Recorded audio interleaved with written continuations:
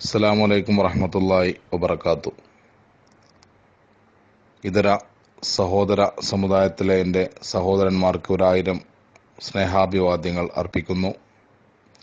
ബഹുമാന്യനായ അധ്യക്ഷൻ, കൊയ്യൂർ തണൽമരം സൗഹൃദ കൂട്ടായ്മയുടെ പ്രസിഡന്റ് ഉമ്മർ സാഹിബ്, സ്വാഗത പ്രാസംഗികൻ നമ്മുടെ സെക്രട്ടറി CH മാനു, പ്രാർത്ഥന കൊണ്ട് നമ്മുടെ ഈ ഗ്രൂപ്പിനെ ധന്യമാക്കിയ സലീം മുസ്ലിയാർ,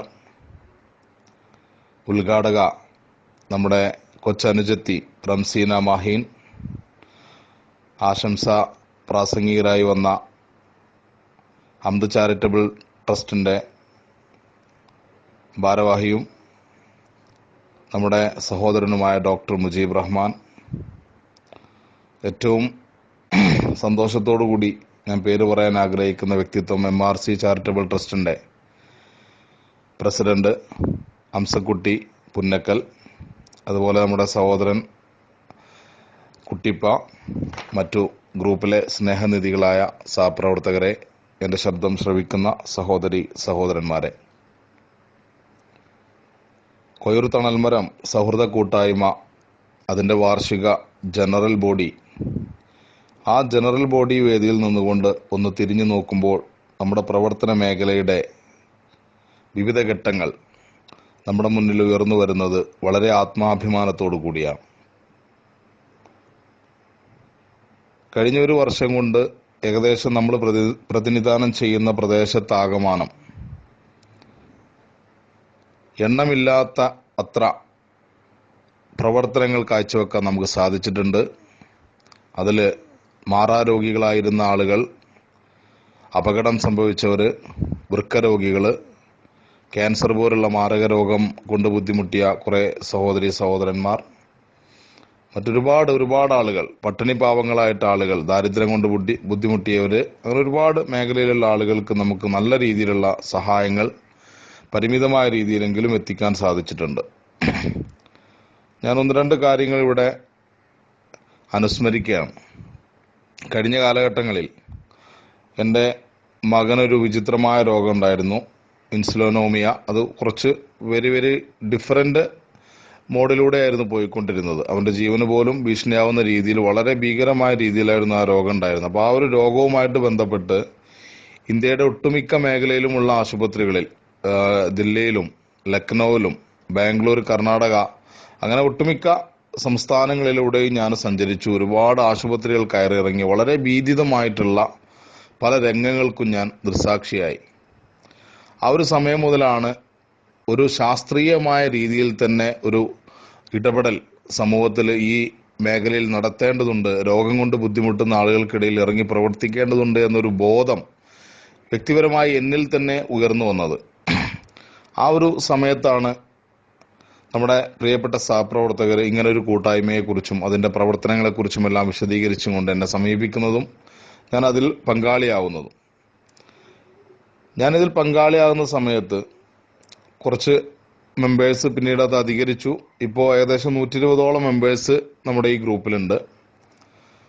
എനിക്ക് ഏറ്റവും കൂടുതൽ മനസ്സിന് സന്തോഷം നൽകിയിട്ടുള്ളൊരു കാര്യം, ഈ ഗ്രൂപ്പിനൊരു നിയമാവലിയുണ്ട്, ഒരു ഭരണഘടനയുണ്ട്. ആ ഭരണഘടന അനുസരിക്കുന്നതിൽ ഇതിലുള്ള മെമ്പേഴ്സ് കാണിക്കുന്ന വിശാല മനസ്കത, വിനയം, ആ ഒരു കാര്യത്തിൽ മാത്രമാണ് ഞാൻ ഏറ്റവും കൂടുതൽ ഇംപ്രസീവ് ആയിട്ടുള്ളത്. കാരണം ഇത്രയും പ്രവർത്തകർ ഇതിലുണ്ടായിരുന്നിട്ട് ഈ ഭരണഘടനയ്ക്ക് വിരുദ്ധമായിട്ടോ കമ്മിറ്റിക്ക് അതീതമായിട്ടോ അവരുടെ നിർദ്ദേശങ്ങൾ പാലിക്കാതെയോ എന്തെങ്കിലും അവിവേകം പ്രവർത്തിച്ചതായിട്ട് ഞാൻ എൻ്റെ ഈ ഒരു വർഷത്തെ ഈ ഒരു കമ്മിറ്റിയിൽ ഞാൻ വന്നതിന് ശേഷം കണ്ടിട്ടേ ഇല്ല. അപ്പോൾ ഇത്രയും നല്ലൊരു പ്രവർത്തകരുടെ ഒരു ഗ്രൂപ്പ്, ഒരു ടീം, ഈ ടീമാണ് ഇത്രയും പ്രവർത്തനങ്ങൾക്ക് കാരണക്കാർ. അതുകൊണ്ട് തന്നെ ആദ്യമായിട്ട് എൻ്റെ എല്ലാ അനുഭവങ്ങളും വെച്ചുകൊണ്ട് ഞാൻ പറയുന്നു, ഇത്രയും വലിയ ഒരു കൂട്ടായ്മ, ആ കൂട്ടായ്മ ഇത്രയും കൃത്യമായിട്ട് മുന്നോട്ട് പോവുക എന്നുള്ളതിൻ്റെ ഏറ്റവും വലിയ ക്രെഡിറ്റ് ഇതിലുള്ള ഓരോ മെമ്പേഴ്സിനുമാണ്. അവരെ ഞാൻ പ്രത്യേകമായിട്ട് അഭിനന്ദിക്കുന്നു. കാരണം ഈ ഗ്രൂപ്പിൽ പലപ്പോഴും ചർച്ചകളൊക്കെ വരും, ഒരുപാട് പ്രവർത്തനങ്ങളുമായിട്ട് ബന്ധപ്പെട്ട റിപ്പോർട്ടുകൾ മാസാന്ത്യത്തിൽ റിപ്പോർട്ടുകളൊക്കെ വരുമ്പോൾ എത്ര സഹിഷ്ണുതയോടുകൂടി, സാഹോദര്യത്തോടു കൂടിയാണ് അതിനെ വരവേൽക്കുന്നതും ഇനിയും നമുക്ക് ഇത്തരത്തിലുള്ള പ്രവർത്തനങ്ങളുമായിട്ട് മുന്നോട്ട് പോകണമെന്ന് വളരെ ആർജവത്തോടു കൂടി ഓരോ മെമ്പേഴ്സും പറയുകയും ചെയ്യുമ്പോൾ സത്യത്തിൽ നമ്മുടെ നാട്ടിലെ നന്മ നശിച്ചിട്ടില്ല എന്ന് തന്നെയാണ് നമുക്ക് മനസ്സിലാക്കാൻ സാധിക്കുന്നത്. ഇപ്പൊ കൊയ്യൂര് മേഖല കേന്ദ്രീകരിച്ചുകൊണ്ട് ആണ് നമ്മുടെ ഈ പ്രവർത്തനങ്ങൾ നടക്കുന്നത്. പക്ഷെ ഒട്ടുമിക്ക വിദൂര ദേശങ്ങളിൽ നിന്നും കേരളത്തിന് പുറത്തു നിന്നുമുള്ള ഒരുപാട് മെമ്പേഴ്സ് നമ്മുടെ ഈ ഗ്രൂപ്പിലുണ്ട്.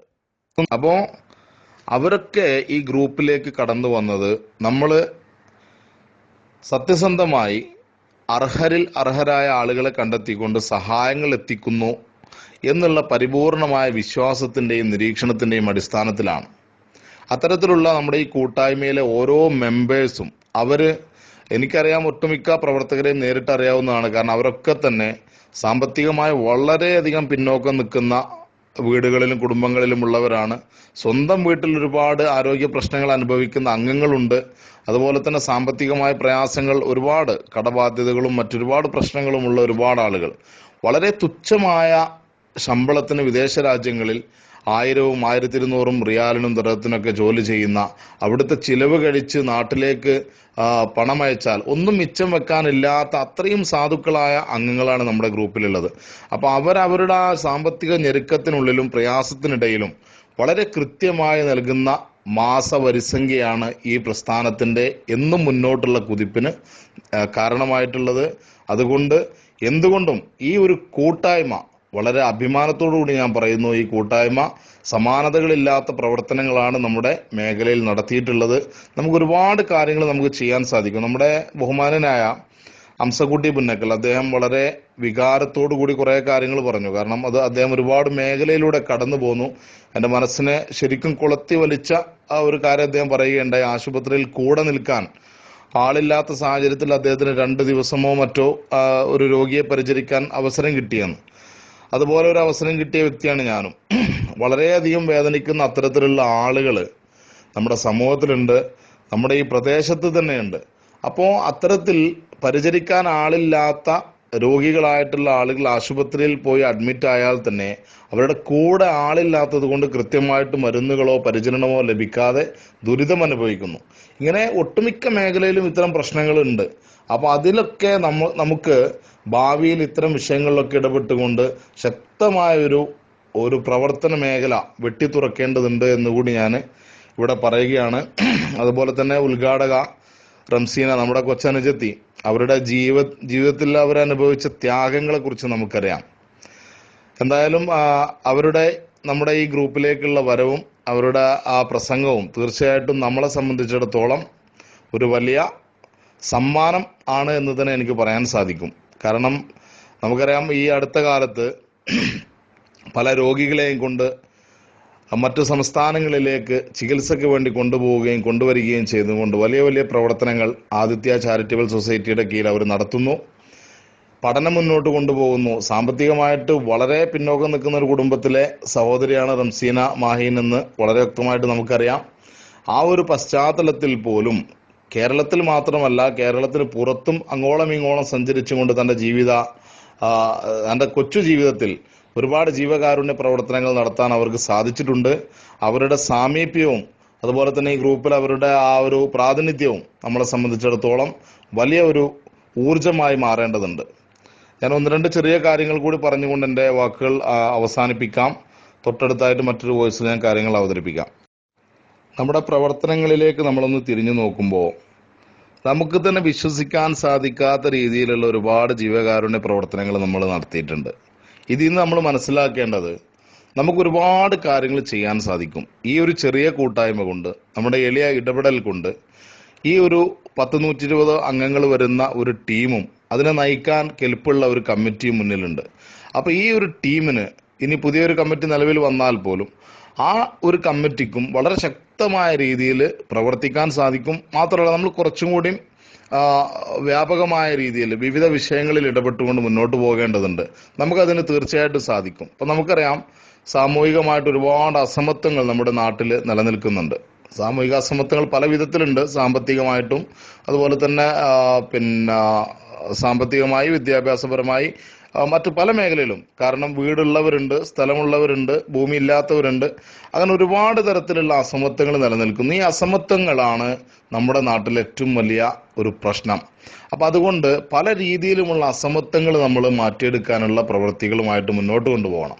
പിന്നെ ഏറ്റവും പ്രധാനമായിട്ടുള്ളൊരു കാര്യം, നമ്മുടെ മേഖലയിൽ നമ്മൾ പ്രകൃതി സംരക്ഷണം കൂടി ഉൾപ്പെടുത്തണം. കാരണം നമുക്കറിയാം, ഇന്ന് മനുഷ്യനടക്കമുള്ള ഭൂമിയിലെ കോടാനുകോടി ജീവജാലങ്ങളെ സംരക്ഷിച്ചുകൊണ്ടിരിക്കുന്ന ഭൂമിയുടെ പല ഘടനകളിലും ഒക്കെ മാറ്റങ്ങൾ വന്നുകൊണ്ടിരിക്കുന്നു.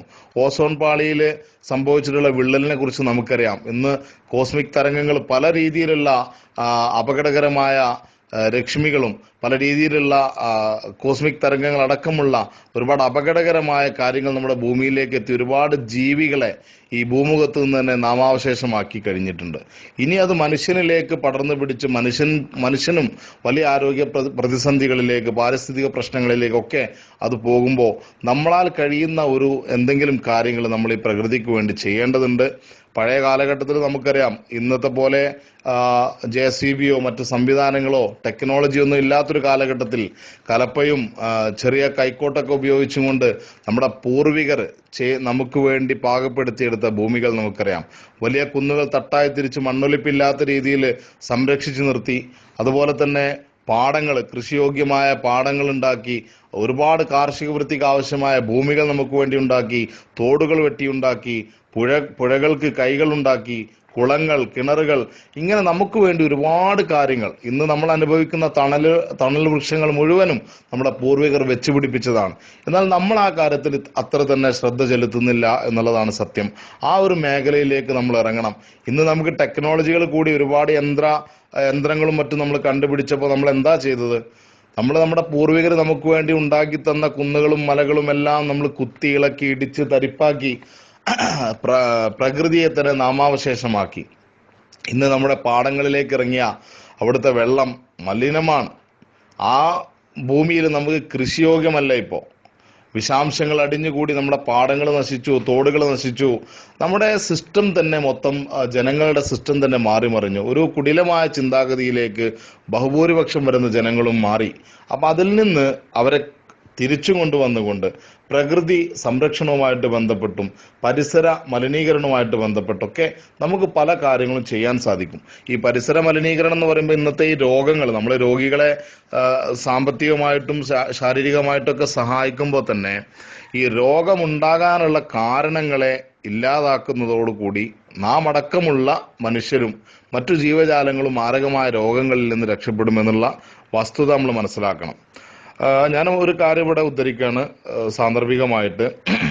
നമുക്കറിയാം, ഈ ടോയ്ലറ്റ് ഉപയോഗം, നമ്മളൊക്കെ ചിന്തിക്കുന്നത് കേരളത്തിലൊക്കെ ഒരുപാട് ആളുകൾ ടോയ്ലറ്റ് യൂസ് ചെയ്യുന്നു.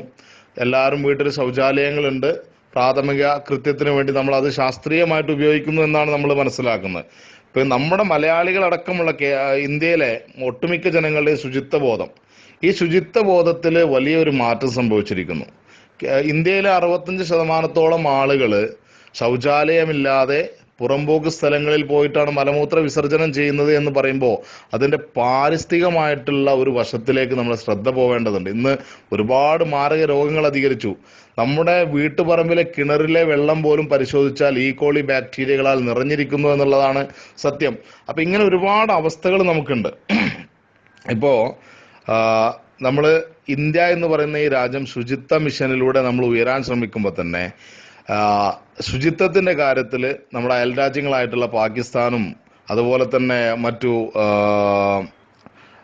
ശ്രീലങ്ക അടക്കമുള്ള രാജ്യങ്ങളുടെ പിന്നിലാണ് നമ്മുടെ ശുചിത്വ ബോധത്തിന്റെ സ്ഥാനം എന്നുകൂടി ഞാനിവിടെ ഓർമ്മപ്പെടുത്തുകയാണ്. അപ്പൊ ഇതുകൊണ്ട് തന്നെ 18 മില്യൺ മനുഷ്യാധ്വാന ദിനവും അതുപോലെ 12 മില്യൺ രൂപ, ഇതൊക്കെ നമുക്ക് ഓരോ വർഷവും 2008 കണക്ക് പ്രകാരം നമുക്ക് നഷ്ടപ്പെടുന്നുണ്ടായിരുന്നു.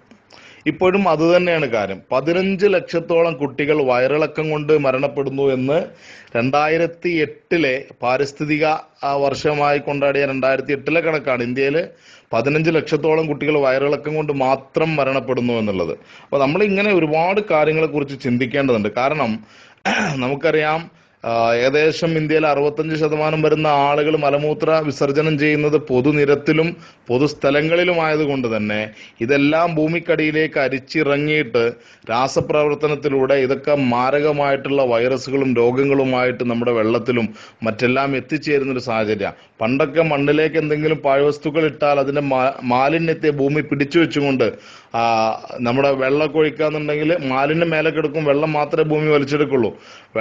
മണ്ണ് കുഴിച്ചെടുത്താൽ ശുദ്ധമായ ജലം കിട്ടിയിരുന്ന കാലഘട്ടം മാറി ഇന്ന് ഒരു നിലക്കും ശുദ്ധമായ ജലം എവിടെയും കിട്ടാത്തൊരു കാലഘട്ടമായി നമുക്ക് മാറിയിരിക്കുന്നു.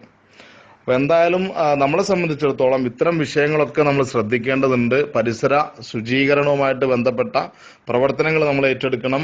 പ്രകൃതി സംരക്ഷണവുമായിട്ട് ബന്ധപ്പെട്ട പ്രവർത്തനങ്ങൾ ഏറ്റെടുക്കണം. സ്ത്രീ ശാക്തീകരണവുമായിട്ട് ബന്ധപ്പെട്ട കാര്യങ്ങൾ. കാരണം സ്ത്രീകൾ, നമുക്കറിയാം, ഇന്ന് സ്ത്രീകള് വിദ്യാഭ്യാസപരമായ പുരുഷന്മാരെക്കാൾ പിന്നിലാണ് എന്ന് നമ്മൾ പറയുമ്പോൾ ഇന്ന് നമുക്ക് അങ്ങനെ പറയാൻ സാധിക്കില്ല. സ്ത്രീകൾ അവരുടെ മിടുക്ക് തെളിയിച്ചുകൊണ്ടിരിക്കുന്ന ഒരു കാലഘട്ടമാണ്. അപ്പൊ അതുകൊണ്ട് തന്നെ അതിന് അവർക്ക് ഒരു സപ്പോർട്ട് നമ്മുടെ ഭാഗത്തുനിന്ന് തീർച്ചയായിട്ടും കൊടുക്കണം. പെൺകുട്ടികൾക്ക് വിദ്യാഭ്യാസം മുന്നോട്ട് കൊണ്ടുപോകാനുള്ള മാർഗനിർദ്ദേശങ്ങളും അതിനുവേണ്ട സഹായങ്ങളും എത്തിക്കാൻ കൂടി നമുക്ക് കഴിയണം. അതുപോലെ കുട്ടികളുടെ വിഷയത്തിൽ നമുക്കറിയാം, ഇന്ന് മാതാപിതാക്കൾ പോലും കുട്ടികളെ അതിശക്തമായി ക്രൂരമായി പീഡിപ്പിച്ചുകൊണ്ടിരിക്കുന്ന ഒരു കാലഘട്ടം. പത്രങ്ങളിലൊക്കെ വാർത്തകൾ വരും, നമ്മൾ കാണുന്നതാണ്. അപ്പോൾ അത്തരം സാഹചര്യം മാറിയിട്ട്, കാരണം നമ്മൾ തന്നെ നമ്മുടെ മക്കളെ മാനസികമായിട്ട് പീഡിപ്പിക്കുന്നത് നമ്മൾ അറിയാതെ തന്നെ നമ്മളൊരു പക്ഷെ അവരുടെ മനസ്സിനെ വേദനിപ്പിക്കുന്നുണ്ടാവും. അപ്പൊ അതിന്റെ ഒരു കാരണം നമുക്ക് പാരന്റിങ് എന്താണ് എന്നുള്ളതിനെ കുറിച്ചുള്ള അജ്ഞതയാണ്. അപ്പൊ പാരന്റിങ് എന്താണ് എന്ന് കൃത്യമായിട്ട് നമ്മുടെ രക്ഷിതാക്കൾക്കും അവരെ പഠിപ്പിക്കുന്ന അധ്യാപകർക്കും കുട്ടികളുമായിട്ട് ഇടപഴകുന്നവർക്കും പാരന്റിങ്ങിനെ കുറിച്ചുള്ള ക്ലാസ്സുകൾ കൊടുക്കുക എന്നുള്ളത്, അത്തരം രീതിയിലേക്ക് കൂടി നമ്മളെ ശ്രദ്ധകൾ പോവേണ്ടത്. ഈ കാര്യം നമ്മുടെ കമ്മിറ്റി ഇതിനു മുമ്പ് ചർച്ച ചെയ്തതാണ്. അതുപോലെ തന്നെ ബോധവൽക്കരണ ക്ലാസ്സുകൾ, ആരോഗ്യ മേഖലയിലുള്ള ബോധവൽക്കരണം, ഭക്ഷ്യ സുരക്ഷയുമായിട്ട് ബന്ധപ്പെട്ട ബോധവൽക്കരണങ്ങൾ, വിദ്യാർത്ഥികൾക്കുള്ള കൗൺസിലിംഗ്, അതുപോലെ വിവാഹത്തിന് മുമ്പ് വധൂവരന്മാർക്കുള്ള കൗൺസിലിംഗ്, വിവാഹത്തിന് ശേഷം കുടുംബ കൗൺസിലിംഗ് തുടങ്ങി മറ്റു ഒരുപാട് മേഖലയിൽ ദുരിതം അനുഭവിക്കുന്ന ചെറിയൊരു കൈത്താങ്ങിന് വേണ്ടി കാത്തിരിക്കുന്ന ആളുകളുണ്ട്.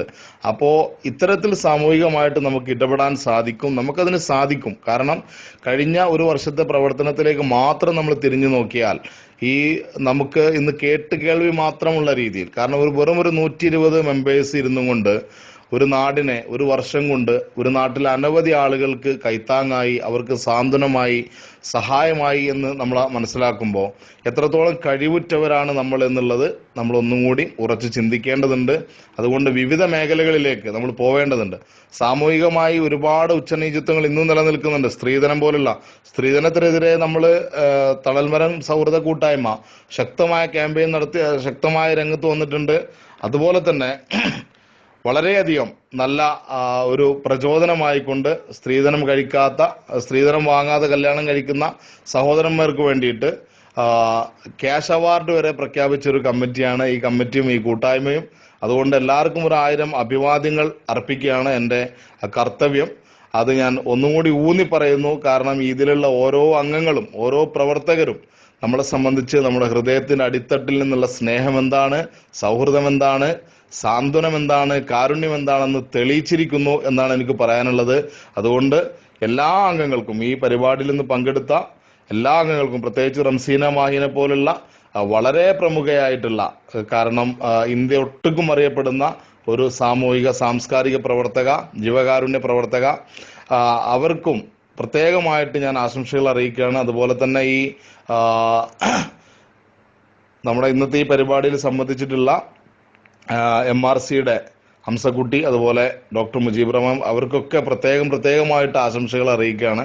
ആശംസാ പ്രസംഗത്തിന്റെ ഏറ്റവും അവസാന ഘട്ടത്തിൽ എല്ലാവർക്കും ഒരിക്കൽ കൂടി ഈ പരിപാടിക്കും ഗ്രൂപ്പിന് മൊത്തത്തിലും ആശംസകൾ അറിയിച്ചുകൊണ്ട് ഞാൻ എൻ്റെ വാക്കുകൾ തൽക്കാലം നിർത്തുന്നു. എല്ലാവർക്കും 1000 അഭിവാദ്യങ്ങൾ. അസ്സലാമു അലൈക്കും വറഹ്മത്തുള്ളാഹി.